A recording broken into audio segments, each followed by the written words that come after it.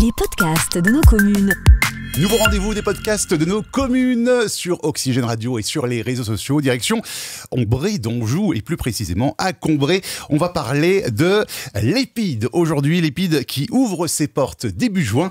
On en parle avec Alexandra, directrice de l'Épide. Bonjour Alexandra. Bonjour Chris. Et puis Muriel également, assistante de direction. Muriel, bonjour. Bonjour Chris. Alors on va commencer avec vous Alexandra pour nous présenter un petit peu l'Épide, le centre Épide de Combray.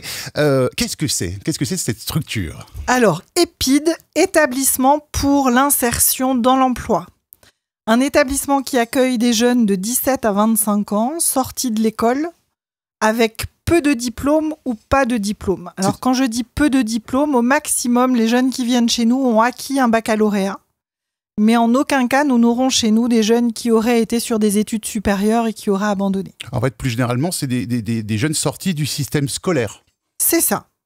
À n'importe quel moment. Ils sont sortis de l'école à n'importe quel moment, mais systématiquement avec au maximum un baccalauréat en poche. Et la plupart d'entre eux arrivent chez nous en n'ayant aucun diplôme. Ce sont des Français, des étrangers, comment ça se passe? On a toute personne en situation régulière sur le territoire. Alors la majorité sont des Français, mais à la marge, on a aussi quelques publics réfugiés. Et donc, l'objectif de l'Épide, c'est de réinsérer ces jeunes avec une formation. Comment ça se passe? Alors, l'objectif, c'est déjà que chaque jeune trouve sa voie et sache quel métier exercer plus tard au regard de ses capacités et de ses envies. Donc, les parcours vont être individualisés. Ils vont travailler une orientation professionnelle et une insertion professionnelle. On va les remettre à niveau, surtout en français et en maths, mais ça peut être aussi sur d'autres matières en fonction du métier visé. Tous vont pratiquer le sport, c'est une hygiène de vie, donc ils en feront toutes les semaines et pour certains d'entre eux tous les jours. Ils vont avoir de l'informatique puisque tous vont pouvoir passer un brevet PIX que font la plupart de nos enfants aujourd'hui au collège et au lycée. Ils vont tous apprendre à nager et pour ceux qui savent déjà nager vont passer des brevets, 100 mètres, 200 mètres, mais au minimum on fera en sorte qu'ils nous quittent avec un brevet de 25 mètres. Ils vont tous apprendre à faire du 2 roues s'ils ne savent pas déjà le faire. Ils vont tous passer le code de la route. Et pour ceux qui obtiendront le code de la route, on ira plus loin en passant des conventions avec des auto-écoles pour qu'ils aient le permis de conduire. Très bien. Comment ça se passe? Ça dure combien de temps, un cycle? Alors, le cycle initial, le jeune qui arrive chez nous va signer un contrat de 8 mois. Ça l'engage à être chez nous du lundi au vendredi. Le week-end, ils peuvent rentrer chez eux dès lors où ils ont cette chance d'avoir un chez eux. Et pour ceux qui n'ont pas cette chance, on va prendre en charge un hébergement le week-end. Donc pendant les 8 mois ou plus, parce qu'on peut les garder jusqu'à 2 ans. En fonction de leur niveau, en fait. Hein. Ça vous adapte en vu que c'est fonction des personnalisé. difficultés qu'ils rencontrent et du temps que cela va prendre pour eux de trouver cette orientation professionnelle et cette possibilité soit de partir en formation qualifiante, soit de signer un contrat avec une entreprise. Alors j'ai cru comprendre que vous étiez en uniforme. Et oui, on le porte aujourd'hui. Voilà. Alors ça se voit pour ceux qui seront sur effectivement la vidéo, Internet sur les réseaux et sur sociaux. la vidéo, voilà. Uniforme obligatoire pour les élèves aussi ou pas? Pour tout le monde. Pour tout le monde, très bien. Pour tout le monde, un uniforme, un pactage qui est délivré dès le premier jour et on va être habillé pareil. Du jeune qui vient d'arriver à la directrice, j'y suis aujourd'hui. La différence avec Muriel qui m'accompagne, elle, plus pour parler de nos portes ouvertes. On va en parler dans un instant. C'est le pull que je n'ai pas mis parce que moi j'ai chaud. Donc, qui dit uniforme, moi dans ma tête, j'entends uniforme, j'entends discipline. Tout à fait. La discipline fait partie... Alors, au-delà de la discipline, l'éducation. L'éducation, les valeurs? Les valeurs. On éduque ces jeunes à la citoyenneté. C'est un dispositif particulier en ce sens où on va aussi leur délivrer une attestation de parcours citoyen parce qu'ils auront réalisé des actions citoyennes vis-à-vis de la population, vis-à-vis de personnes handicapées, vis-à-vis de personnes âgées, vis-à-vis de la nature. Ça peut être dans plein de domaines différents. Les commémorations, on était au 8 mai à Segré, à Angers, à Combray. On fait en général les défilés du 14 juillet. Les grandes dates font que ces jeunes vont être sensibilisés aux commémorations. On leur apprend la Marseillaise, on leur apprend nos valeurs républicaines.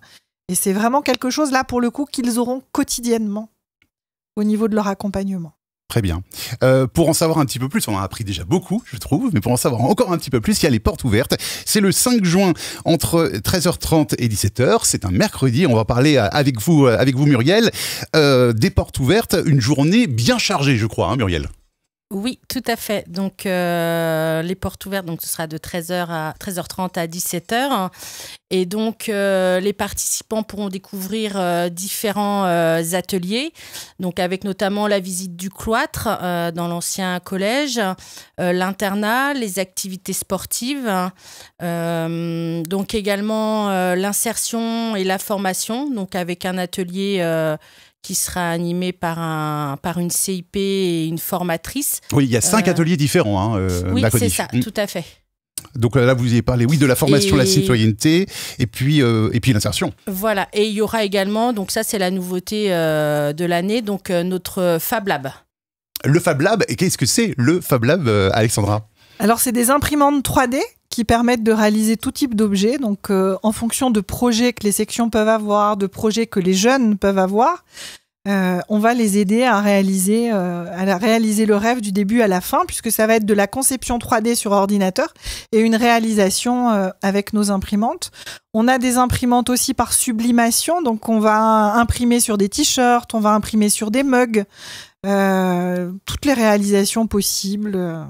Voilà, lors de ces journées, de cette journée porte ouverte. De cette journée, et puis le Fab Média qu'on associe beaucoup au Fab Lab. Pour synthétiser, c'est un écran vert, on met tout ce qu'on veut. On insère des images, comme la météo. C'est ça, c'est ça. Et puis il y a également un simulateur de conduite, Muriel. Qui c'est qui nous prête ça ? Alors du coup, le simulateur de conduite sera présenté par un CEC et moniteur. Donc au Centre Épide, on a 2 simulateurs de conduite. Et donc, on a également une salle de code de la route.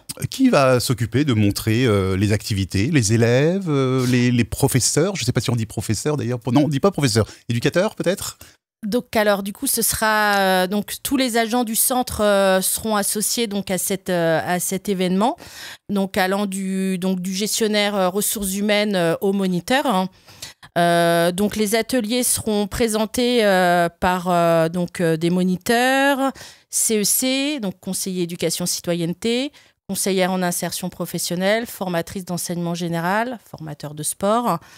Et donc... Puis j'imagine que vous serez là, vous aussi, pour répondre aux questions. Et moi, je serai également présente, du coup, tout à fait, pour... si on se pose n'importe quelle question, vous êtes là pour y répondre. Pour l'accueil aussi, notamment.